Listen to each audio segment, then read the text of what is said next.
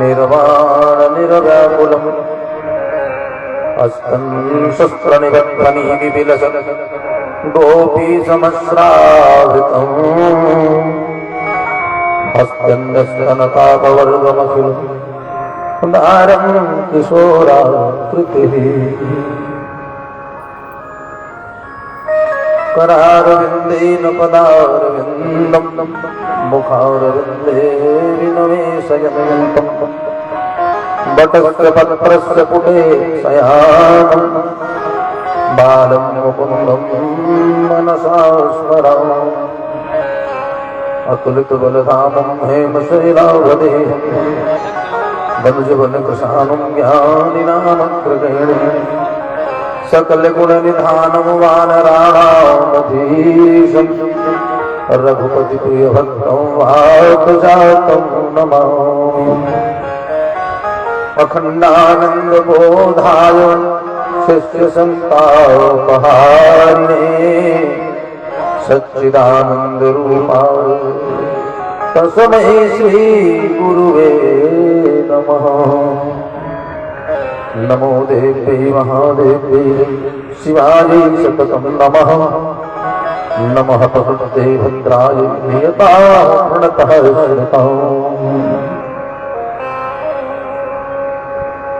तो वही मोदन मुक्ति के मंदिरों में जो प्रसाद भरा ब्रज धाम में है, शशि में न समुद्र सुधारस में न ललाम लतायभिराम में है, उतनी छवि राशि अनंत कहाँ जितनी छवि सुंदर श्याम में है, उतना सुख और कहीं भी नहीं जितना सुख कृष्ण के नाम में है, जितना सुख कृष्ण के नाम में है।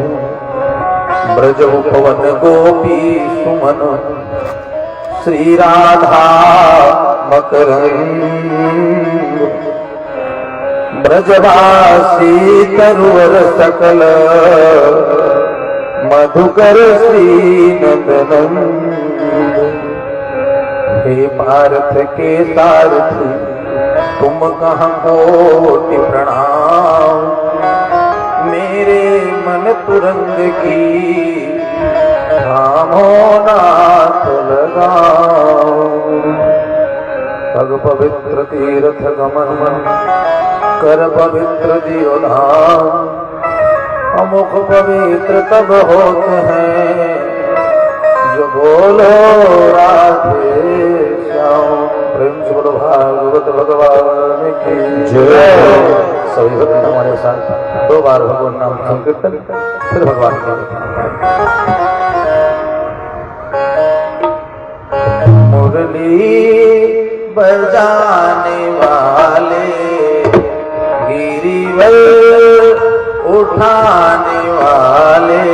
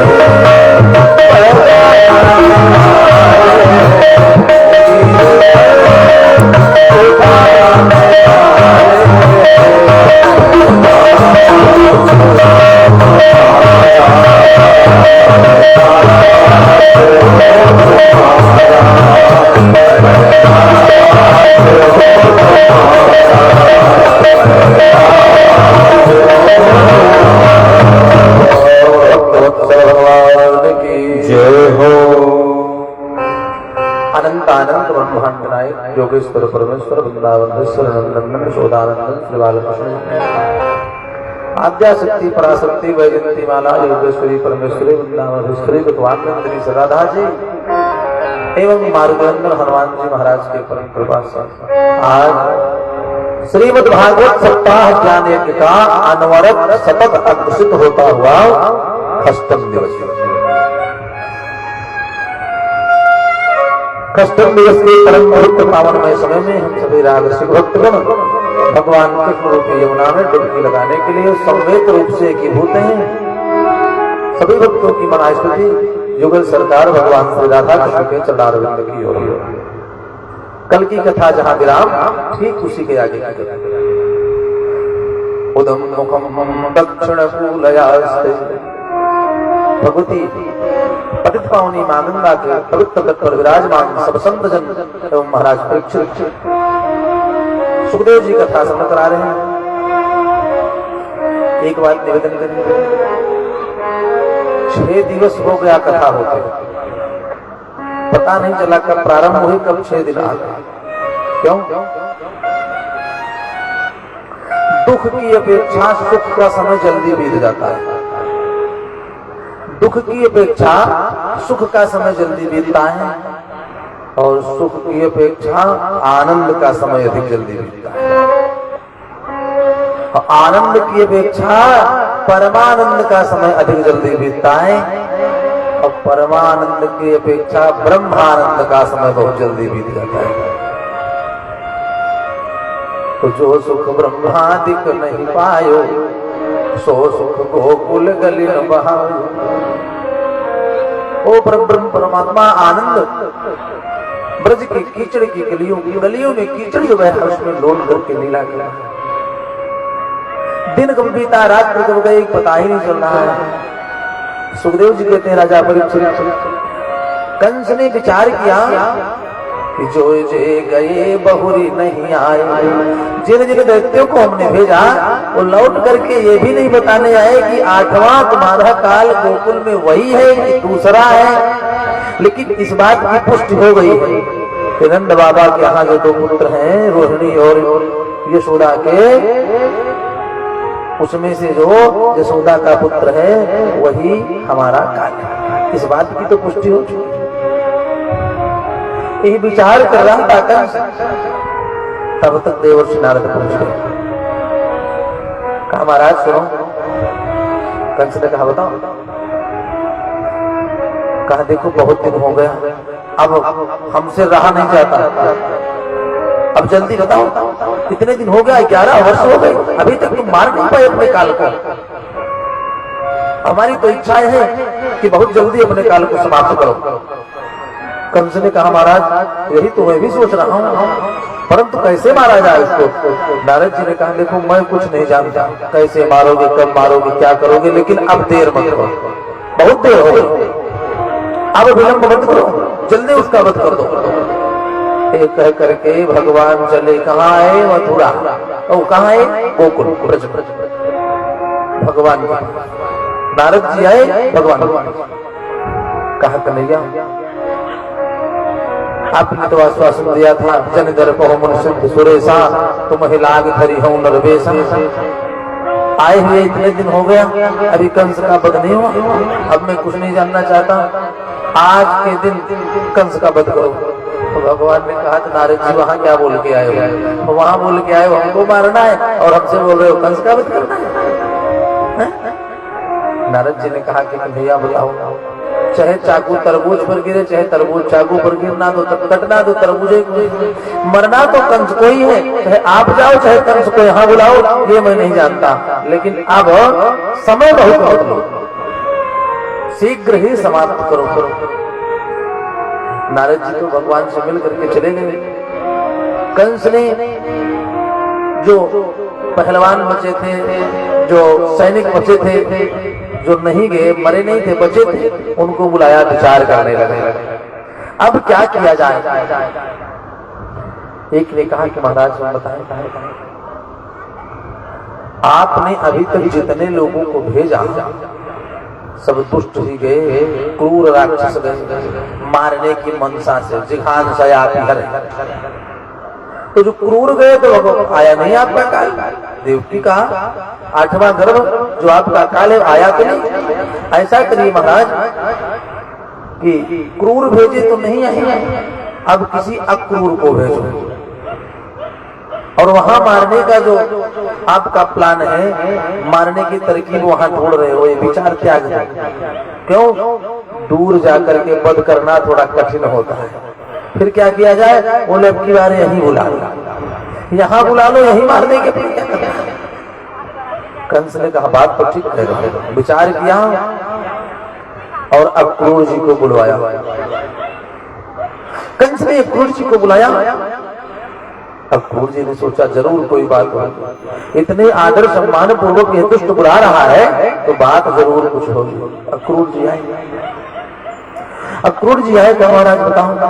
कंस ने कहा सुनो, दक्षनंद प्रजम तत्र सुतौवानक दुंदुभे आशा शेषा विहानेन रथेना मयमाचिरम।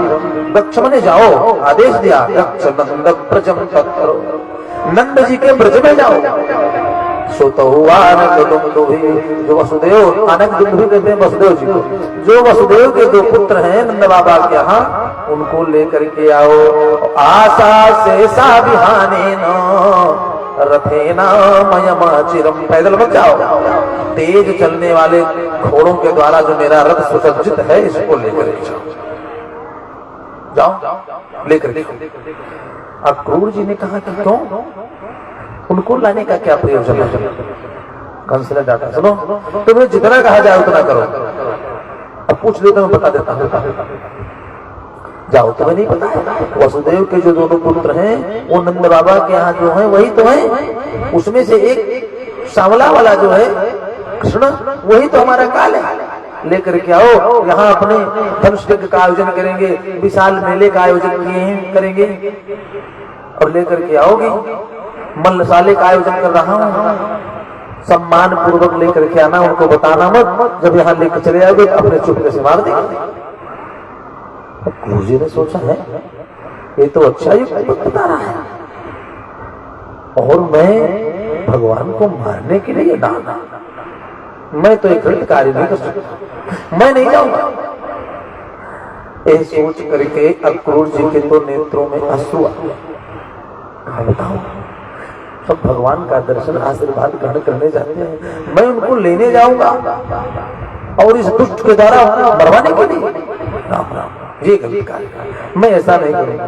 यह सोच करके अक्रूर जी के नेत्र सजल हो गए और सोचने लगे, किं मया चरितम भद्रम किं तप्तम परमं तपः किं दाप्याहर्यते नित्यं यति द्रक्षम्यादि केशव।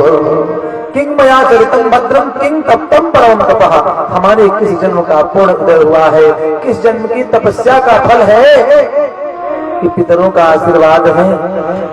मैं जाऊंगा तो एक लाभ होगा हमारा, द्रक्षम्यादि केशव, दक्षिण देखूंगा, भगवान का दर्शन तो हो जाएगा। इस दुष्ट के बहाने ही से ही अक्रूर जी विचार कर लेंगे, इस दुष्ट के बहाने ही से ही जब मैं जाऊंगा ब्रज में तो भगवान का दर्शन तो हो जाएगा, परंतु हमारी मनसा ठीक नहीं, मारने के लिए, वध करने के लिए झूठ बोल करके ले आओगे ना। एक बार तो मन में आए कि मैं ना कर, उसी क्षण फिर अक्रूर जी ने सोचा कि ना कर दूंगा तो यह दुष्ट हमको मारेगा, तो इसके हाथों मार खाने से अच्छा है हम जाएंगे, भगवान का दर्शन तो हो जाएगा। और फिर हमारे तो भतीजे लगते हैं रिश्ते में, कहीं हमारा तो भतीजा रिश्ते में लगता है, जाऊंगा तो चाचा कह करके हमारा सम्मान जरूर करेंगे। यही सोच करके अक्रूर जी रोने लगे। कंस ने कहा क्यों, कल सुबह जाना है, प्रातः काल ब्रह्म मुहूर्त को जाना और जल्दी जा करके दूसरे दिन दिवाला। अक्रूर जी ने हाँ कर दिया, ठीक है महाराज जाऊंगा। चले आए अपने कुटिया पर चले आए और रात भर सोचते रहे, निद्रा नहीं है, सो नहीं पाए अक्रूर जी। भगवान का दर्शन होगा, हमारे भाई के बच्चे हमारे भतीजे लिखते हैं तो हमारा खूब सम्मान करेंगे। अब रात भर मन में विचार करते रहे कैसे जाएंगे, भगवान से मिलेंगे, कैसे परमात्मा हमको दर्शन देंगे और कितना हमसे स्नेह करते हुए हमको हृदय से लगा लेंगे। ये तमाम विचार आ रहे हैं। सुखदेव जी कहते हैं, राजा परीक्षित, किस चित्रण को सोच रहे हैं, किस बात को क्रूर जी सोच रहे हैं कि कैसे भगवान का दर्शन होगा हमको। द्रक्षामि नूनम सुकपोलनासिकाम स्मितावलोका रुणकंजलोचनम मुखं मुकुंदस्य गुडालकावृतम प्रदक्षिणं मे प्रचरन्ति वै मृगाः। अक्रूर जी रात में सोच रहे हैं कि द्रक्षामि नूनम, द्रक्षामि माने देखूंगा, नूनम माने निश्चित देखूंगा मैं। द्रक्षामि नूनम क्या, सुकपोल नासिकाम, सुंदर कपोल और नासिका। और जा करके पहले मैं रथ से उतरूंगा और साष्टांग चरणों में लेट जाऊंगा। अक्रूर जी रात में विचार करें कि जब मैं जाऊंगा रथ से उतर करके भगवान के चरणों में साष्टांग दंडवत लेट जाऊंगा। और जब लेट जाऊंगा तो भगवान हमको झुक करके उठाएंगे, झुक करके उठाएंगे तो उस स्वरूप का दर्शन करूंगा। कैसे तब स्वरूप होगा, झुकेंगे भगवान तो बाल आगे आ जाएंगे, बड़े बड़े बाल हैं तो बाल आगे आ जाएंगे। भगवान हमेशा मुस्कुराते रहते हैं, मुस्कुराते हुए उस समय जब हमको उठाएंगे तो स्वरूप कैसा होगा, मुस्कुराता हुआ स्वरूप होगा। और बालों के बीच में मुखं मुकुंदस्य गुडालकावृतम, मुकुंद भगवान का मुखमंडल देखूंगा, आगे बाल घने घने बाल आगे आ जाएंगे और उसी के बीच में मुस्कुराते हुए भगवान हमको दर्शन देंगे और काका कहकर के उठा के हमको हृदय से रात में यही विचार करते रहे। सुखदेव जी कहते हैं, राजन ऐसा भगवान के प्रेम में क्रूर जी डूब गए कि प्रातः काल हो गया, पता ही नहीं चला कि रात कब बीत गई। प्रातः काल हो गया, जल्दी जल्दी स्नान किए, संध्या पूजन करके पहुंच गए कहाँ, कंस के पास। और जब कंस के पास पहुंचे, कंस ने कहा, क्रूर जी सुसज्जित है रथ, ले लो और आरूढ़ होकर के तुरंत ब्रज के लिए जाओ। दक्षनंद ब्रज नंद जी के ब्रज में जाओ और उनके दोनों बालकों को लिवा करके आओ। साथ में नंद बाबा को भी निमंत्रण दे देना ब्रजवासियों को कि आकर के कुश्ती का आयोजन है, मल्लशाला का दर्शन करें, धनुष यज्ञ का दर्शन करेंगे। और कुश्ती है, विशाल मेले का आयोजन है, देखेंगे, सम्मान पूर्वक लेकर के आना। उनको ये बात पता नहीं चलनी चाहिए। अब क्रूर जी तो रथ को लिए और रथ पर आरूढ़ हो गए। चलने के लिए जैसे ही तैयार हुए, अब रथ को आगे बढ़ाया जाए तो शुभ शकुन हो गया क्या, प्रदक्षिणम में प्रचरन्ति वै मृगाः। बगल से हिरण का झुंड कुलाज मारता हुआ रथ के बगल से निकल गया। तो जब कुलाज मारता हुआ हिरण का झुंड निकला तभी निश्चित हो गया क्या, द्रक्षामि नूनम, देखूंगा निश्चित। क्यों, क्योंकि शुभ शकुन हो रहा है। प्रदक्षिणम में प्रचरन्ति वै मृगाः, शुभ शकुन हो रहा है ना, इसीलिए अब निश्चित हो गया। क्रूर जी को विश्वास हो गया। रास्ते में यात्रा प्रारंभ करते समय यदि ब्राह्मण मुस्कुराते हुए मिल जाए, गौ माता का दर्शन हो जाए, हिरण का झुंड मिल जाए तो सब शुभ शकुन होते हैं। जब शुभ शकुन हुआ तो अक्रूर जी निश्चिंत हो गए, अब तो भगवान का दर्शन हमको पक्का होगा। और जैसे विचार किए हैं ऐसे ही मैं परमात्मा का दर्शन करूंगा। रथ पर आरूढ़ हुए, थोड़ा रथ आगे बढ़ा। सुखदेव जी कहते, राजन रथ थोड़ा सा आगे बढ़ा, अथावरूढ़ सपदी सयो रथात् प्रधान पुंसो चरणं स्वलब्धये। भगवान के चरणों में मन लग गया है। धियाधितम योगभिरभ्यहं भुवम् नमस्याभ्याम च सखीं बनौकसः। भगवान कैसे लीला करते होंगे, सखियों के साथ, गोपियों के साथ कैसे आनंद करते होंगे परमात्मा। ये सब चिंतन करते करते अक्रूर जी का रथ चलता चला जा रहा है। तमाम ख्याल मन में आ रहे हैं, भगवान ऐसे लीला करते हैं, ऐसा स्वरूप है, जाकर के ऐसे मिलूंगा। मन में दर्शन के तमाम तरीके के विचार घूम रहे हैं। प्रातः काल सूर्योदय के समय चले थे क्रूर जी। सुखदेव जी कहते हैं, राजा परीक्षित इतने विह्वल हुए, इतने भाव विभोर हो गए कि गर्मी का दिन था, बड़ा दिन होता है, प्रातः काल चले थे और सूर्यास्त होने वाला है। अभी पहुंचे नहीं ब्रज में, और दूरी 10 किलोमीटर, नपी तुली दूरी है 10 किलोमीटर। मथुरा से ब्रज की दूरी 10 किलोमीटर मुश्किल। अब वो भी तेज चलने वाले घोड़े हैं, साधारण घोड़े नहीं, लेकिन प्रेम में इतने विह्वल है क्रूर जी कि पता ही नहीं लग रहा है कि कब चले और कब हम सायंकाल हो गया पहुंचे। अजय पहुंच गए कहाँ? यमुना जी के किनारे रथ पहुंचा, फिर भी होश नहीं है क्रूर जी को कि सायंकाल हो गया। आकाश मंडल की ओर जब दृष्टि गई तब याद आया, अरे आकाश की ओर देखा तो क्या देखा, तो धुआं उठ रहा था आकाश में। खगावा सोपेता सलिलमवगाढ़ो मुनिजना प्रदीप्तो निरभाति प्रविचरति भूमौ मुनिवनम। खगा में पक्षी बसेरे की ओर जा रहे थे, चुक करके आना। खगा वासोपेता सलिलमवगाढ़ो मुनिजना, पक्षी अपने बसेरे की ओर जा रहे थे और प्रविचरति भूमौ मुनिवनम। ऋषि मुनि जो तपस्या करते थे सायंकाल के समय संध्या करके अग्निहोत्र किए, उसका धुआं आकाश मंडल में उठ रहा था।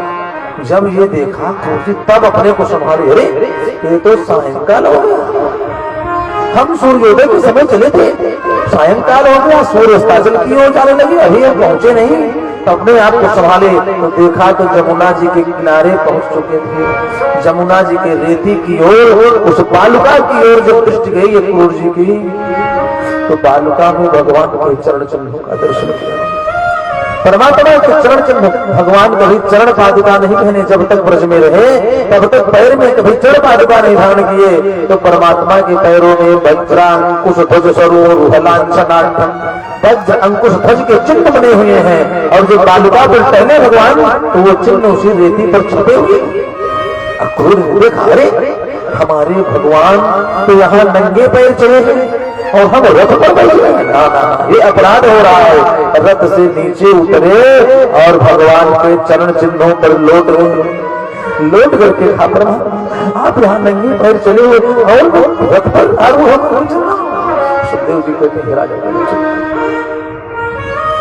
अक्रूर जी बोल पड़े, खिल लोकपाल किरीट जुष्टामलपाद रेणुः ददर्श गोष्ठे छित कौतुकानि विलक्षितान्याजयवांकुशात्। कहा जिस चरण चिन्ह का दर्शन करने के लिए बड़े बड़े तपस्वी तरसते रहते हैं, वही परमात्मा आज नंगे पैर चल रहा है। चरण चिन्ह बने हुए हैं, किरीट जुष्टामलपाद रेणुः। तो ददर्श गोष्ठे छित कौतुकानि, ददर्श ने देखा क्रूर जी ने, कहा बालुका में चरण चिन्ह को, और उसी यमुना जी की रेती में क्रूर जी लौट गए। लौट करके रोते हुए ब्रज रज के एक एक कण को प्रणाम करते हैं, नंद बाबा को प्रणाम करते हैं, वहीं लौटते हुए यशोदा मैया को प्रणाम करते हैं, भगवान को प्रणाम करते हैं और बलदाऊ भैया को प्रणाम करते हैं। किसी को भी नहीं छोड़ा, एक एक कण को प्रणाम किया। जैसे रामचरितमानस में मानस की रचना प्रारंभ करते समय तुलसीदास जी ने किसी को नहीं छोड़ा। जलचर थलचर नभचर नाना जे जड़ चेतन जीव जहाना सबको प्रणाम किया है, किसी को छोड़े नहीं है। और अंत में कहा सी राम मैं सब जग जानी करहूं प्रणाम जोर जुग, सबको प्रणाम किया। वैसे अक्रूर जी इतने भाव विभोर हो गए भगवान के चरण चिन्हों को देख करके कि ब्रज के कण कण को प्रणाम करने लगे, जय जयकार करते हुए लौट करके प्रणाम कर रहे हैं। सूर्य अस्ताचल की ओर चले गए। अब वही सब निकाल आ गया जिसको गोधीली बेला बोलते हैं। सूर्यास्त के बाद रात के बीच का जो समय होता है, उसी समय में अक्रूर जी भाव विभोर होकर के एक एक कण को प्रणाम करते हैं।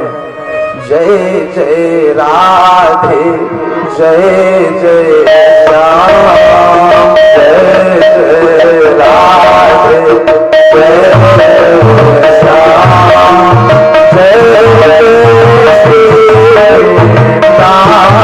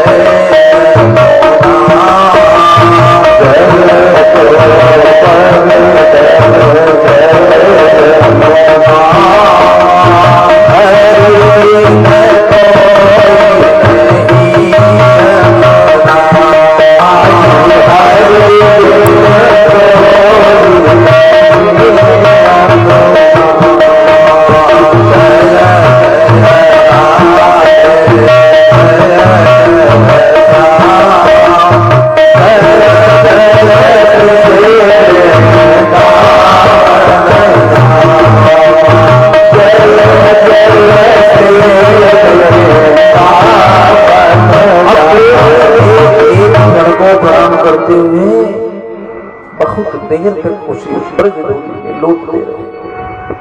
फिर अपने आप को संभाला, रथ को लिया। सुखदेव जी कहते हैं जहां तक भगवान के चरण चिन्ह दिखाई देते रहे वहां तक अक्रूर जी रथ पर नहीं आए, रथ पर आरूढ़ नहीं हुए। और जब यमुना जी के किनारे को पार किया, चरण चिन्ह दिखना बंद हुए, तब फिर अक्रूर जी रथ पर आरूढ़ हुए और रथ पर आरूढ़ होकर के सीधे पहुंचे कहां? नंद बाबा के द्वार पर। नंद बाबा के द्वार पर पहुंचे, क्या देखा? जैसे ही द्वार पर पहुंचे अक्रूर जी रथ पर बैठ करके, तो सामने देखते हैं द्वार से ददर्श रामं कृष्णं च ब्रजे गोरोहनं गतं पीतनीलांबरधरौ सरदाम्बरहेक्षणौ। ददर्श मैंने देखा अक्रूर जी ने बलराम और कृष्ण को। ददर्श राम कृष्णं से कहा जा रहे थे यशोदा मैया की अंगुली पकड़ के ब्रजे गोरोहनं गतौ, सायंकाल गाय दोहन के लिए यशोदा मैया दोनों पुत्रों को अंगुली पकड़ा करके गौशाले की ओर जा रही थी। और तब तक अक्रूर जी पहुंच गए। नीलांबरधरम सरदाम्बरहेक्षणम, भगवान पीतांबर पहने हुए थे और बलराम जी नीलांबर धारण किए थे। एक हाथ से बलराम अंगुली पकड़े हुए, एक हाथ से भगवान कृष्ण और यशोदा मैया के साथ महल से निकल करके चले आ रहे हैं। अक्रूर जी तब तक रथ लेकर के पहुंच गए। ऐसे स्वरूप को देखा अक्रूर जी तो भाव विभोर प्रातः काल से ही थे। जो ही भगवान को देखा, देख करके रह नहीं पाए। सुखदेव जी कहते हैं राजन रथात इतना भाव विभोर हो गए कि रथ छोड़ करके अब की बार में कूद पड़े।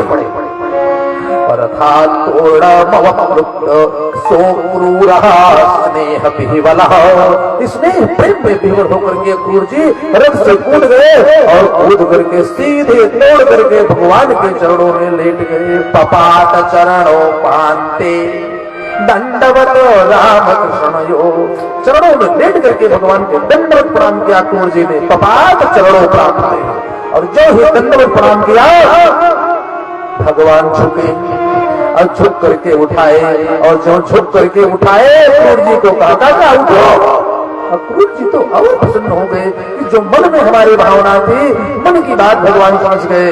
और जब भगवान उठाए तो जिस स्वरूप का चिंतन किया था अक्रूर जी ने, मुखन मुकुंदस्य गुडालकावृतम, वैसे स्वरूप का दर्शन किया। हृदय से भगवान को लगा काका जी ये क्या कर दिया? मैं तो आपका भतीजा, आप हमको प्रणाम करो। दोनों भैया एक तरफ अक्रूर जी का हाथ बलराम जी ने, दूसरी तरफ कृष्ण भगवान पकड़ करके ले गए महल की। और यशोदा मैया चली गई गौशाला। महल में लेकर के आई। जिस आसन पर, जिस बिस्तर पर भगवान बैठते थे, विश्राम करते थे, उसी अपने आसन पर अक्रूर जी को बिठाया और बड़ी सी थाल में जल लगाया। पहले पाद प्रक्षालन किया, फिर पैर लगा कर दबा। जी ने सोचा इतना स्वागत हमारा होगा, हमने तो ये विचार मन में नहीं किया। हे परमात्मा, हे भगवान, भले ही रिश्ते में हमारे भतीजे ही परत हमारा इतना सम्मान करेंगे, हमसे इतना प्रेम करेंगे, इतना स्नेह करेंगे, ये हमने नहीं सोचा। चरण को दबाया, बोले आप बहुत थक गए होंगे, चरण दबाया, बात को उच्चारण किया, फिर जलपान कर अभी आने का कारण नहीं पूछे, फिर जलपान कर। सुखदेव जी कहते राजा राजा करते करते कुछ रात्रि हो गई, तब तक नंद बाबा आए, कुशल क्षेम हुआ। अक्रूर जी ने नंद बाबा को आने का कारण बताया। महाराज, आपके दोनों पुत्रों को कंस ने सम्मान सहित निमंत्रण भेज करके बुलाया है, मैं निमंत्रण लेकर के आया हूँ और अपना रथ भी भेजा है, सारे ब्रजवासियों को बुलाया है और आपको नंद बाबा खूब प्रसन्न हो गए। वाह महाराज, कंस हमारा कितना सम्मान करते हैं, हमारे बेटों का कितना सम्मान करते हैं, आदर पूर्वक रथ भेज करके बुलाए। नंद बाबा तो खूब प्रसन्न हो गए, हृदय गदगदित हो गए। अरे हमारे बेटों के प्रति इतना आदर भाव कंस का, राम राम वाह, बड़ा आनंद। कोई बात नहीं, तो ठीक है चलेंगे, कल ही लेकर के आपके बेटे। हाँ हाँ बिल्कुल चलेंगे। एक बात कर रहे थे तब तक ये समाचार माता यशोदा को कि बलराम और कन्हैया दोनों कल चले जाएंगे। जब ये समाचार मिला, अब देखो बड़े आदर बैठ करके बात में यशोदा मैया सामने नहीं आई, सामने नहीं आई, अपने बेटों को मैं नहीं जाने दूंगी, ऐसा कुछ नहीं कहा। पहले मर्यादा हमारे धर्म का संस्कार था, स्त्रियां समक्ष आकर के प्रत्यक्ष बोलती नहीं, बड़ा आदर भाव होता। और अब हम कहा, इतनी तकनीकी दुनिया हो गई है, आधुनिक युग के तकनीकी में हम सब अपने संस्कार को शून्य होते देख रहे हैं और देख करके कुछ कर नहीं पा रहे हैं। बात भी है, देखो कुछ नहीं कर पा रहे हैं। अच्छा, धीरे धीरे सबका दोष है इसमें, किसी अकेले का नहीं, सबका दोष है। नहीं तो बचपन में, बहुत बचपन था तब टेलीफोन का जमाना नहीं था, तब टेलीफोन का समय नहीं था, तो पत्र लिखा जाता था। कहना नहीं चाहिए, लेकिन अब जितने विद्यार्थी शिक्षा ग्रहण करके उत्तीर्ण हो रहे हैं 10वीं 12वीं, अगर हिंदी में सम्मान सहित एक पत्र लिखने को बोला जाए तो कई त्रुटियां करेंगे, लिख नहीं पाएंगे। पहले कोई प्रदेश में रहे तो वहां से पत्र लिखे, पूज्य पिताजी सादर प्रणाम, मैं कुशल से हूँ और ये आशा करता हूँ कि सपरिवार आप भी कुशल से होंगे। तो जब पत्र आवे तो माताएं ना पढ़ी हो, पुरुष वर्ग भी नहीं पढ़ा लिखा होता था, तो जो गांव में पढ़ा रहे वो पत्र पढ़ता था। तो मानो भैया, हमने अपनी आंखों की देखी बात बता रहा हूँ, जब पत्र पढ़ा जाए, माँ पिताजी घर के वो सब लोग बैठ करके सुने और एक एक शब्द जब पढ़ा जाए तो जितनी देर पत्र पढ़ा जाए उतनी देर रोते, आंखों से आंसू बंद नहीं होते, इतना भाव इतना प्रेम उस पत्र में रहता था। मानो परदेश से अगर कमा करके पुत्र वापस आए और पैर छुए माता का पिताजी का, तो पहले दोनों रोने लगते हैं, इतना भाव होता था। वही बैठ जाए, जो भी कुछ लिए रहा है, सूटकेस अटैची झोला सब वही रख माता पिता के पास बैठ जाए, कुछ देर तक बातचीत होती रहे। घर में पत्नी है लेकिन हिम्मत नहीं आगे आकर के खड़ी हो जाए, इतनी मर्यादा होती है। घर में स्त्री आकर के सामने खड़ी नहीं होती थी, बात नहीं करती। जो काफी देर माता पिता के पास बैठे रहे, कुछ देर हो जाए बतियाते बतियाते, न बोलने की हिम्मत पड़े तो केवल चूड़ी खनकावे अंदर से, तो अम्मा समझ जाती थी अरे बहू भी तो है। तो ये नहीं कहती कि जाओ बहू बुला रही है, देखिए मर्यादा देखिए। ये कहती बेटा जाओ, अब कपड़ा उपड़ा उतारो, कुछ देर विश्राम करो, फिर मिलेंगे आपसे, अब तो रहोगे तो चाहते। ये मर्यादा होती है। यशोदा मैया आई नहीं, लेकिन महल के भीतर जब सुना कि हमारे दोनों पुत्रों को लेकर के चले जाएंगे, हम एक ईश्वर देखी जिसको देखे बिना नहीं रह सकती, कैसे रहेंगे? यही विचार करने लगे। भगवान को प्रसन्न हो गए, चलो अब चलना है, आगे की लीला प्रारंभ होगी। रात्रि के समय ही सारे ब्रजवासियों को नंद बाबा ने बताया कि सुबह चलना है, सबके साथ चलना है। सुखदेव जी कहते हैं राजन, ये बात करते करते कुछ रात्रि और बीत गई, भोजन प्रसाद तैयार हो गया।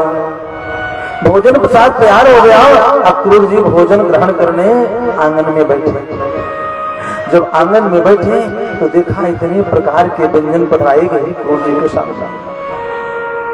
4 प्रकार के ले, भोज, चोष्य, पीत्य, इन 4 प्रकारों में कई प्रकार थे। जैसे चबा करके खाने वाली सामग्री, रोटी, दाल, पूरी इत्यादि अनेक व्यंजन, कई प्रकार की चटनी, अनेक प्रकार के व्यंजनों को अक्रूर जी ने देखा।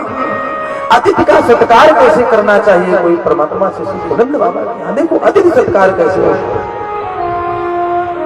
अक्रूर जी ने भोजन प्रसाद ग्रहण किया और जब ला करके बिस्तर पर बिठाए भगवान, तो दोनों भैया पैर दबाने लगे।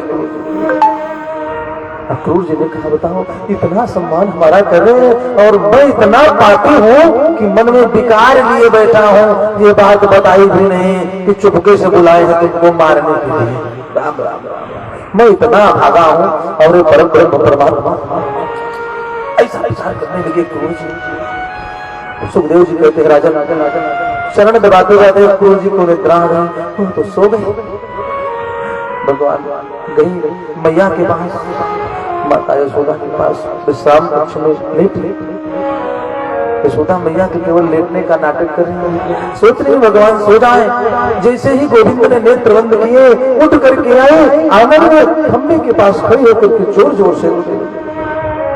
भगवान भी उठ करके आए, बोले मैया एक दिन की ही तो बात है, मैं कल जाऊंगा, कल तो मैं जा ही रहा हूँ, परसों मेला देखूंगा और नरसों वापस लौट करके चला हुआ, क्यों आप चिंता करेंगे। यशोदा मैया ने कहा बेटा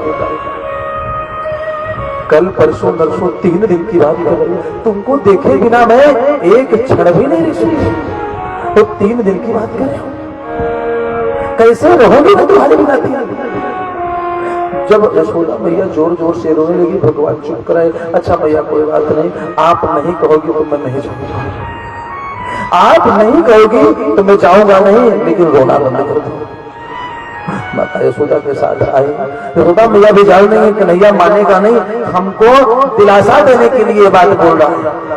भगवान ने कहा मैया मैं जाऊंगा नहीं, चलो लेकर के आए विश्राम कक्ष में। किसी तरीके से रात बीती, किसी तरीके से रात बीती, प्रातः काल हुआ। अक्रूर जी तो उठे, स्नान किए, संध्या पूजन करके तैयार हो गए, सारे ब्रजवासी भी तैयार हो गए, नंद बाबा भी तैयार हो गए। यशोदा मैया ने कहा लाला तुमने तो कहा था मैं नहीं जाऊंगा। भगवान ने कहा मैया क्या बताऊं, हमें भी इच्छा हुई कि आपको छोड़ करके न जाऊं, लेकिन मैया हमने कभी मेला देखा नहीं, आज तक हमने कभी मेला देखा ही नहीं है, तो मैं तो तुम्हारा पुत्र हूँ, एक बार जाने दो बस, एक दिन की बात है। आप तो तुम्हारे साथ ही हो, कल मेला देखूंगा और बाबा भी तो हमारे साथ हैं, सारे ब्रजवासी भी तो हमारे साथ हैं, सबके साथ खेल कूद करके वापस आ जाओ। भगवान की हट को देख करके मैया यशोदा अपने आप को संभालने तैयार करने लगी, भगवान को बाल बांधने लगी, वस्त्र पहनाने लगी। कभी अभी भगवान दूर नहीं गए थे, इसलिए अश्रुपात बंद नहीं हुए थे यशोदा मैया। अब क्या पता कि आज के बाद हमेशा रोना पड़ेगा, ये बात तो पता नहीं। भगवान का श्रृंगार कर रहे हैं, अक्रूर जी रथ को लाए, द्वार पर खड़े कर, द्वार पर रथ को खड़ा कर दिया। भगवान तैयार हुए, नंद बाबा भी सारे ब्रजवासी तैयार होकर के जो ही भगवान महल से बाहर निकले, अब चले जाएंगे, अक्रूर जी रथ पर आरूढ़ हुए। यशोदा मैया ने सोचा जाते जाते हमारा लाला मान जाएगा, जाते जाते कन्हैया मान जाएगा। भगवान आगे बढ़े थोड़ा सा, मैया से मेरा बोल कन्हैया हमको छोड़ करके मत जाओ। अभी तक तो अक्रूर जी का सम्मान कर रहे थे, परंतु जब ये विचार हुआ कि हमको छोड़ करके चला ही जाएगा, तो जोर जोर से रो करके बोलने लगे, मोहन इधर देख तो लीजिए, पिछड़त काम हमें कछु दीजिए, आगे जाकर हृदय पछताती फाटक नहीं वज्र समुछा। जोर जोर से सुधा मैया रोने लगी। भगवान आकर के देखो कहा मैया रो। शुभ यात्रा के समय माँ आशीर्वाद दो, मैं धैर्य पूर्वक जाऊं और एक दिन की रात में वापस चला आऊंगा। सुधा मैया ने पोटली में बांध कर माखन मिश्री दिया। कहा बेटा रास्ते में भूख लगी तो इसको खाओ, अभी तुमको मैं कभी अकेला नहीं छोड़ी। थोड़ा भगवान और आगे बढ़े। बलराम जी और भगवान जो ही रथ पर, बलराम जी तो बैठ गए, भगवान जो ही रथ पर बैठना चाहे मैया सुधा को समझा करके देखा तो आगे हजारों लाखों की संख्या में गोपियां राधा रानी आकर रथ के सामने लेट गए। कन्हैया ने सोचा किसी तरीके से मैया को मैंने समझाया, अब इनको कैसे समझाया। एक को समझाना तो कठिन हो गया, और हजारों लाखों की संख्या में इनको मैं कैसे समझाऊंगा। भगवान बैठने ही वाले थे तब तक गोपियां बोल पड़ी। पहले भगवान को कुछ नहीं बोली, पहले अक्रूर जी की ओर देखा। कहा सुनो तो हरा नाम किसने अक्रूर रख दिया, तुम तो महाक्रूर हो। क्रूरस्तमक्रूर समाख्यजस्वनम चक्षुरहितम हरसे बताज्ञवन् ये नैक देशे खिल सर्ग सौष्ठवम् त्वदीयमत्रायम मदुद्दिशः। गोपियों ने कहा क्रूरस्तमक्रूर समाख्यजस्वनम, अरे तुम क्रूर नहीं महाक्रूर हो। क्यों? तुम तो हमारे दोनों नेत्रों को निकाल करके ले जा रहे हो। चक्षुरहितम हरसे बताज्ञवत्। गोपियों ने कहा दो नेत्र जो हमारे बलराम और कृष्ण हैं, ये हमारे दोनों नेत्र हैं, इन्हीं से तुम्हें देखते हो और इन दोनों नेत्रों को निकाल करके ले जा रहे हो और अपना नाम अक्रूर बताते हो। अरे तुम महाक्रूर आदमी। अक्रूर जी ने कहा कि बताओ इतना स्नेह इतना प्रेम वहां जाकर के लड़ाई भी करनी है, ये कैसे हो सकता है। जब इस प्रेम को देखा अक्रूर जी ने रथ से स्वयं उतर पड़े। मन में एक बार को विचार आया कि चल करके इनको यही छोड़ देते हैं, कंस को जाकर के बता देंगे कि भैया हम नहीं ला पाएंगे, हमको ले करके आना बलराम और कृष्ण को हमारे वश की बात है, हम उन दोनों भैया को नहीं ले आ पाएंगे, आपको जैसे बुलाना है जाकर के बुला लो, हमारे भरोसे मत। लेकिन भगवान ने सोचा अगर अक्रूर जी चले गए, हम आज नहीं निकल पाए तो यहाँ से कभी नहीं निकल पाएंगे, किसी तरीके से हमको निकलना है। आए गोपियां किसी की सुनी नहीं। अक्रूर जी को पहले फटकारा, फिर ऊपर देखा आकाश मंडल की ओर, अब की बार ब्रह्मा जी को कोसने लगी।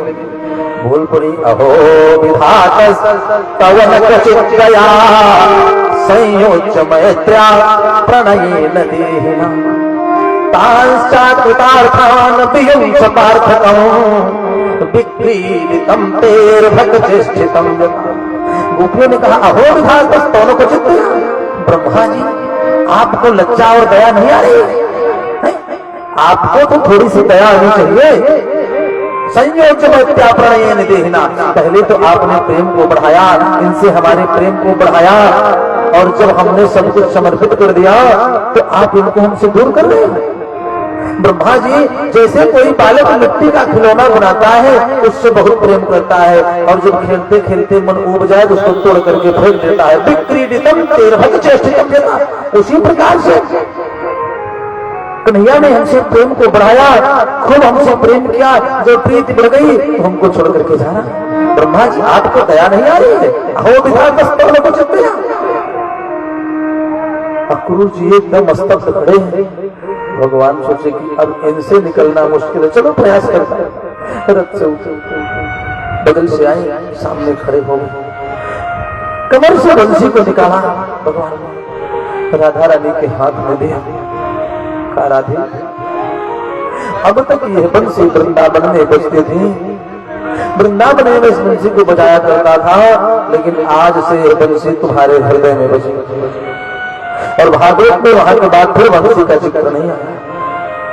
बंसी को निकाल करके भगवान ने राधा रानी के हाथ में दिया। कहा चिंता मत करो, एक दिन की बात है, आज जा रहा हूँ, कल रहेगा, परसों वापस आ जाऊंगा, चिंता मत करो। खूब समझाया और कहा मैं आपसे दूर थोड़े जा रहा हूँ, अरे आपके पास तो हर क्षण रहता है, हमेशा आपको याद करता रहता हूँ। खूब समझाया और समझा बुझा करके बलराम जी और भगवान कृष्ण रथ पर आरूढ़ हो गए। अब क्रूर जी की ओर इशारा किया, काका जी अब रुकना मत, सीधे निकलो यहाँ से, अब रुकना मत, तेज चलो। सुखदेव जी कहते हैं राजा परीक्षित, अब क्रूर जी ने रथ को आगे बढ़ाया तो गोपियां सोच रही थी कि हो सकता है हमारे प्रेम में वापस आ जाए।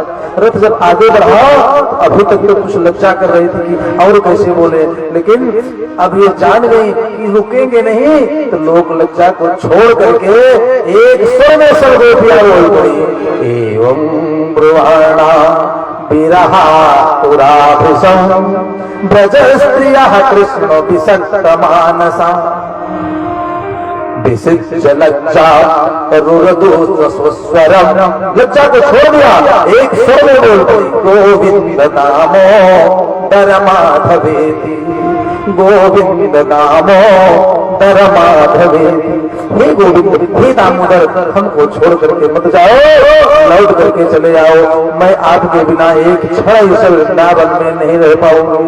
भगवान पीछे देखे नहीं भैया, का रथ को आगे बढ़ाओ, का रथ बढ़ता चला जा रहा है, गोपियां पीछे पीछे बुला रही है और भगवान पीछे नहीं देख रहे। क्रूर जी को बोले, काका जी रथ को आगे बढ़ाते हुए चलो चलो। सब लोग लज्जा को छोड़ करके रथ के पीछे दौड़े, बोल पड़ी, तेरी अखियां है जादू भरी, बिहारी मैं तो तब से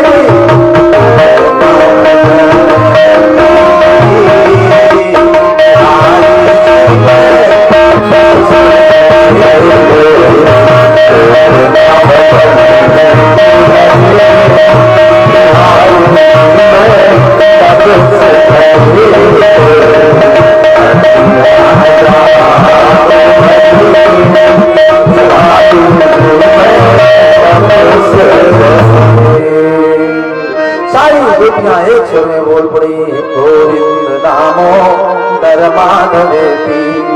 भगवान देखे नहीं, रथ को आगे बढ़ाते हुए निकल पड़े, परंतु जब तक रथ की ध्वजा दिखाई देती रही, गोपियों के मन में था कि हो सकता है भगवान लौट आए।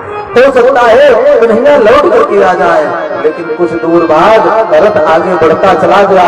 जब ध्वजा भी चमकनी बंद हो गई, पताका दिखाई देना बंद हो गई, हताश उदास होकर के सारी गोपियां ब्रज की ओर वापस लौट थकी हारी सी होते हुए, परंतु मन में एक विश्वास है, एक बात गोविंद परसों की है। इसी भरोसे इसी आस में सारी गोपियां वापस लौट आई। अब क्रूर जी को निकलते निकलते प्रातः काल से 12 बज गए, मध्याह्न काल हो और 12 बज गए। यमुना जी के किनारे जैसे ही क्रूर जी पहुंचे रथ लेकर के, देखा तो मध्याह्न काल हो गया। विचार किया कि दोपहर की संध्या का समय आ गया। अब समय मिला है तो यमुना जी में स्नान करने, दोपहर के संध्या पूजन करने, तब इनको लेकर के चले। रथ को रोका, स्नान करने के लिए यमुना में गए और मन में सोच रहे, बताओ भगवान तो है, परमात्मा है। यशोदा मैया ने आते समय को माखन मिश्री दिया कि इसको खा लेना, और वहां तो युद्ध होगा तो कई दिन लग सकते हैं, युद्ध में कौन उनको भोजन कराएगा। ये सब विचार कर रहे थे। विचार करते हुए यमुना जी में डुबकी लगाए, और यमुना जी में डुबकी लगाए तो देखा डुबकी लगा करके जल के अंदर तो दोनों भैया रथ सहित जल में दिखाई पड़े। जल्दी से ऊपर आए, देखा तो ऊपर बैठे, फिर डुबकी लगाई, फिर रथ में दिखाई पड़े, फिर ऊपर आए तो फिर देखा बाहर बैठे। अब की बार क्रूर जी घूमे, भगवान की ओर देखा, कहा केशव मैं जानता हूँ तुम भगवान हो, परब्रह्म परमात्मा। मन में भ्रम हो गया था, भ्रांति, इसीलिए मैं आपने तो दिखा दिया हमको। स्तुति करने लगे, न तो पाखिल हेतु हेतु नारायण पूर्व समाधि यन्नाभिजाता दरविंद कोसा ब्रह्मादिरासे जतये स्वलोकः। कहा प्रभु हर जगह आप हो, मैं मान रहा हूँ, जान भी रहा हूँ। भोस्तो यमगनि पवनः खमादिर महान जातिर् मन इंद्रियाणि सर्वेन्द्रियार्था विबुधाश्च सर्वे ये तवस्ते जगतोऽङ्गभूता। सब जगह आप भगवान, मैं मान गया। और अंत में हाथ जोड़ करके बोले, नमस्ते वासुदेवाय सर्वभूत क्षयाय च ऋषिकेशो नमस्तुभ्यं प्रपन्नं पाहि मां प्रभो। गोविंद प्रणाम करता हूँ। जल में स्नान किए, संध्या पूजन किए, रथ पर आरूढ़ हुए और पहुंचे कहाँ? आकर के मथुरा के बगीचे में। नंद बाबा ब्रजवासियों गोप सखाओं के साथ पहुंच चुके थे और भगवान को लेकर के अक्रूर जी बगीचे में पहुंचे। दोनों भैया को उतारा। अक्रूर जी ने कहा कन्हैया चलो हमारे कुटिया पर घर में। भगवान ने कहा कि अभी समय नहीं है, मैं आऊंगा, ये वचन देता हूँ, लेकिन अभी समय नहीं, अभी आप जाओ। प्रणाम किया सबको और अक्रूर जी आए, कंस को बताए कि मथुरा के बगीचे में नंद बाबा पूरे ब्रजवासी के सहित आ गए हैं, उन्हें रोक दिया हूँ मैं। वहां से तो चले गए अक्रूर जी अपने कुटिया पर।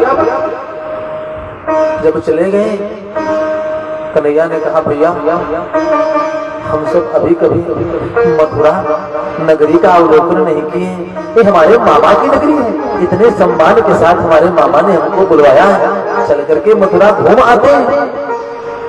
बलराम जी से कहा, सब सखाओं ने आपस में विचार किया और भगवान कृष्ण बलराम जी सखाओं के साथ नंद बाबा से पूछे। कन्हैया ने कहा कि बाबा मथुरा नगरी घूमना है, हमारे मामा की नगरी है, आप आदेश दो तो घूम करके आ जावे। नंद बाबा ने कहा बेटा ये ब्रज नहीं है, गोकुल नहीं है कि वहां आप उद्दंडता करते थे तो कोई बोलने वाला नहीं है।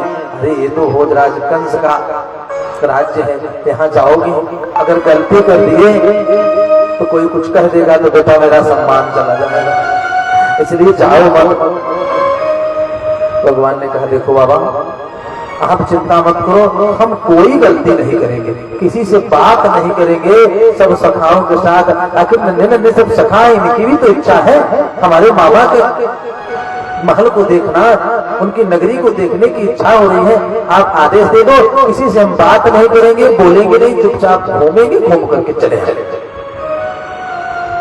जब कुछ देर अनुनय भी नहीं करते रहे, नंद बाबा ने कहा सावधानी से जाओ। बलराम की ओर देखा, कहा बलराम तुम बड़े हो, कोई गलती न करने पावे कन्हैया, और गोप वालों के साथ लेकर के जाओ, मथुरा घूम करके जल्दी चले आना।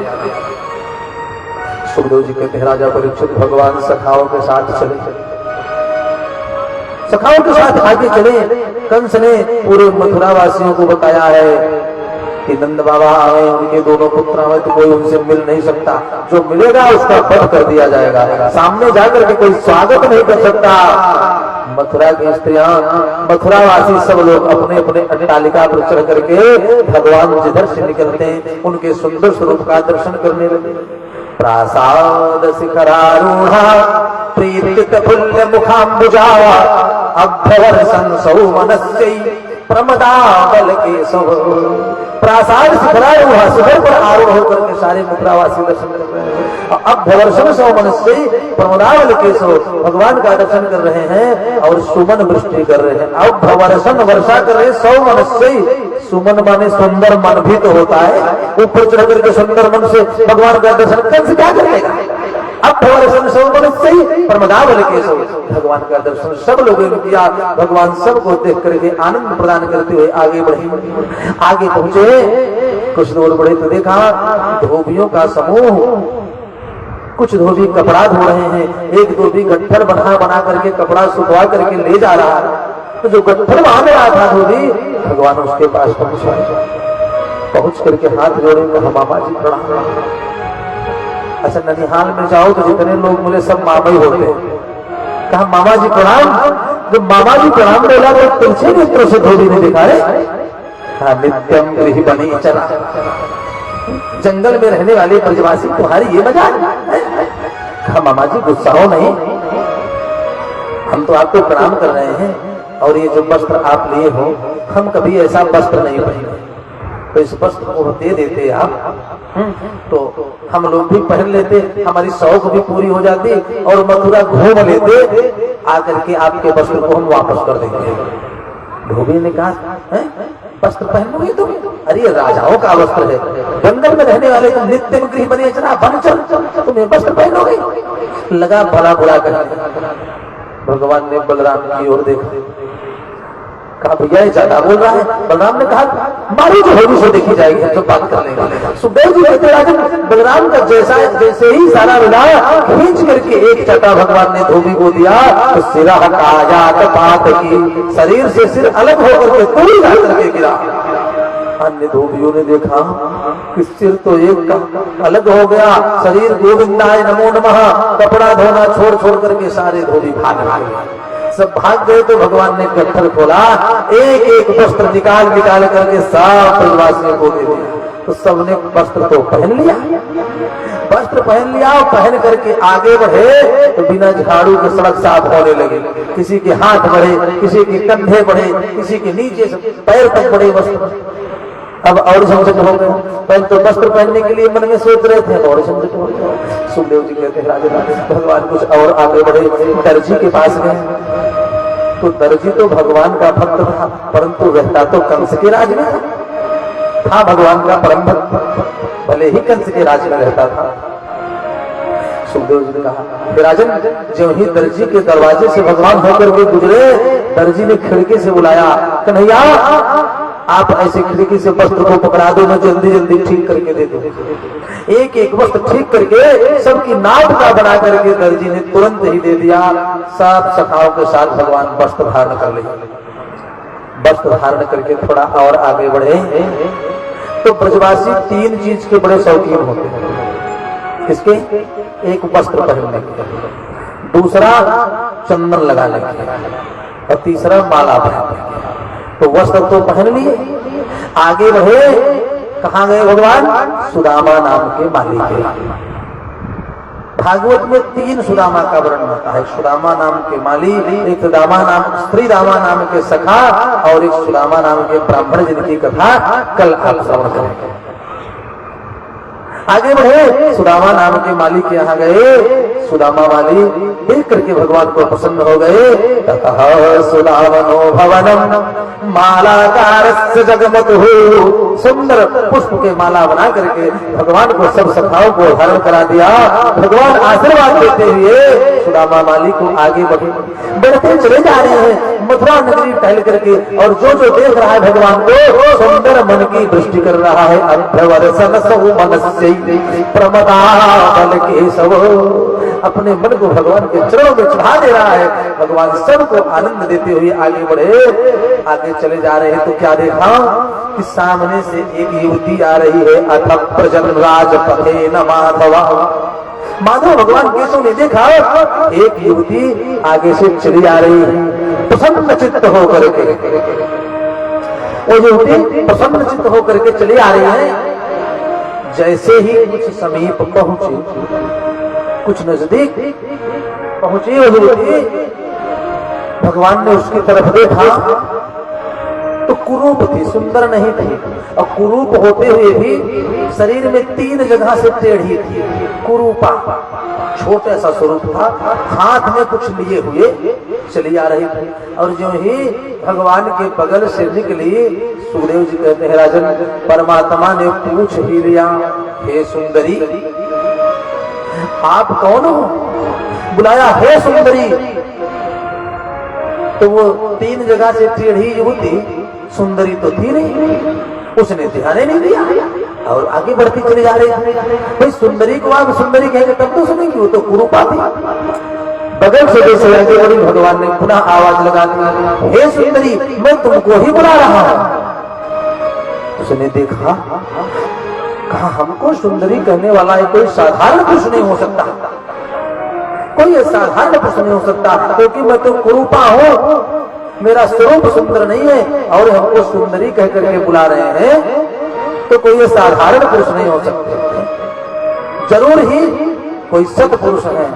आजकल के बच्चे होते तो सुंदरी बोलते हैं, कहते हैं हे टेढ़ोई, कहाँ जाती है, सुंदरी तो नहीं बोलते।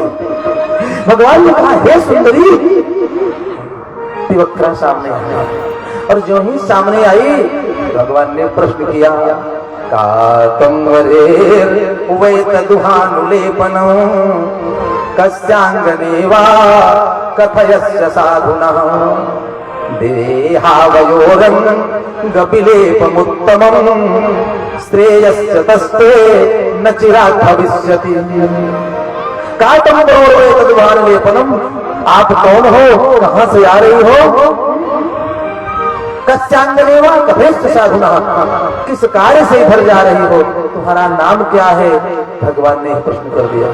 और हाथ में जो पात्र ली हो इसमें क्या है? वो युवती प्रसन्न हो गई। क्यों? क्योंकि आज तक इतने सम्मान से किसी ने उसको बुलाया है। भगवान ने कहा सुंदरी प्रसन्न हो गई। जब भगवान ने पूछा श्रेयस्य तस्ते न चिरात् भविष्यति, आप कौन हो देवी? हाथ में ये पात्र जो इसमें क्या है? युवती प्रसन्न होकर के बोल पड़ी, हे प्रभु दासास्म्यहं सुंदर कंस सम्मतां त्रिवक्र नामा हनुलेप कर्मणि मदभावितं भो जपते रति प्रियं बिना युवांको नतमस्तदर्हति। त्रिवक्र ने कहा प्रभु दासास्म्यहं सुंदर कंस सम्मतां, मैं भोजराज कंस की दासी हूं। पहले अपना परिचय नहीं, पहले अपने स्वामी का परिचय बताया त्रिवक्र ने। दासास्म्यहं सुंदर कंस सम्मतां, मैं भोजराज कंस की दासी हूँ। और त्रिवक्र नामा हनुलेप कर्मणि, वैसे तो महाराज मेरा नाम सैरंद्री है, परंतु 3 जगह से टेढ़ी होने के कारण हमको लोग त्रिवक्रा कहते हैं। त्रिवक्र नामा हनुलेप कर्मणि, और मैं भोजराज कंस को चंदन लगाने का कार्य करते हैं। मदभावितं भोजपते रति प्रियम, त्रिवक्रा ने कहा कि हे प्रभु हमारे द्वारा बनाया गया जो चंदन है, लेप है, भोजराज कंस को बहुत प्रिय है। जब कहा भोजराज कंस को बहुत प्रिय, तो भगवान ने कहा जाओ। कहा जाओ भाई, आप कंस की दासी हो, कंस को चंदन लगाने का कार्य करती हो, आपके द्वारा बनाया गया चंदन कंस को बहुत प्रिय है, तो देवी जाओ लगा दो। त्रिवक्रा ने कहा नहीं महाराज, अब नहीं, अब मैं नहीं आऊंगी। क्यों? बोले बिना युवाओं को बिना आपको चंदन लगाए अब अन्य किसी को चंदन में नहीं लगाऊंगा। तो भगवान ने कहा फिर देवी हमको लगा दो। हाथ से लेकर के चंदन त्रिवक्रा ने भगवान को लगाया, भगवान जी को लगाया, सब सखाओं को चंदन लगा दिया। तो चंदन लगा दिया तो भगवान ने सोचा इसको कुछ दक्षिणा देना चाहिए, चंदन लगाइए। कहा इधर पास पैर से अंगूठे को दबाया, एक हाथ इसी मुख के नीचे लगा करके भगवान ने जोर का झटका दिया, जो 3 जगह से त्रिवक्रा कुरूपा टेढ़ी थी खूब सुंदर हो गई। और जो सुंदर हो गई, सुंदर होकर के लगी नृत्य करने, रूप में माधुर्य जो हसितालाति दीक्षित, सुंदर स्वरूप धारण कर लिया और नृत्य करने लगी। तो नृत्य करने लगी तो भगवान आगे बढ़े, जैसे ही 2-4 कदम चले थे दौड़ करके त्रिवक्रा आई, भगवान के हाथ को पकड़ा। कहा प्रभु जब मैं सुंदर नहीं थी, कुरूपा थी, तब तो आपने हमको सुंदरी कहा, और जब आपने कृपा कर दी मैं सुंदर हो गई तो हमको छोड़ कर कहा जा रहे। भागवत में तो नहीं, लेकिन अन्य पुराणों में वर्णन है कि 16,108 रानियों को जो भगवान ने स्थान दिया, वही स्थान त्रिवक्रा कुब्जा को भी दिया है। भागवत में नहीं वर्णन है, लेकिन अन्य पुराणों में वर्णन आता है। कुब्जा को आशीर्वाद देकर के भगवान पहुंचे कहां? जहां पर धनुष रखा हुआ। परमात्मा धनुष के समीप पहुंचे और पहुंच करके विलंब नहीं किया, करेण वामेन सलील मदभुतम, बाएं हाथ से उठा करके तुरंत तोड़ दिया, धनुष 2 खंड हो गया। और नारद जी ने बताया था कंस को, हे कंस इस धनुष को कोई तोड़ नहीं सकता, और जिसने इस धनुष को तोड़ दिया ये मान लेना कि वो तुमको छोड़ नहीं सकता, उसके हाथों तुम्हारी मृत्यु निश्चित है, तुम्हें मरना होगा। और जो ही धनुष तोड़ा भगवान ने, ब्रजवासियों के साथ वहां से तुरंत प्रभु चक्कर हुए चले आएगा हाँ बगीचे में। यह बात कंस को पता चली तो डर गया, डर के मारे बुद्धि कुछ काम न करे, अरे अब तो धनुष भी टूट गया। कल मल्लशाला का आयोजन है, कुश्ती है जंगल में, अब यहीं अगर मार दिए तो मार दिए, नहीं तो मार नहीं पाएंगे। उसकी शक्ति बढ़ती जा रही है, उसकी शक्ति बढ़ती जा रही है, मारना उसको और संभव नहीं। यहाँ आए नंद बाबा ने पूछा, कहे वो दंडता नहीं बाबा, वो दंडता नहीं किए, किसी से कोई बात नहीं की, 302 हो गया लेकिन झगड़ा नहीं किया, धोबी को मार दिया लेकिन झगड़ा नहीं किया।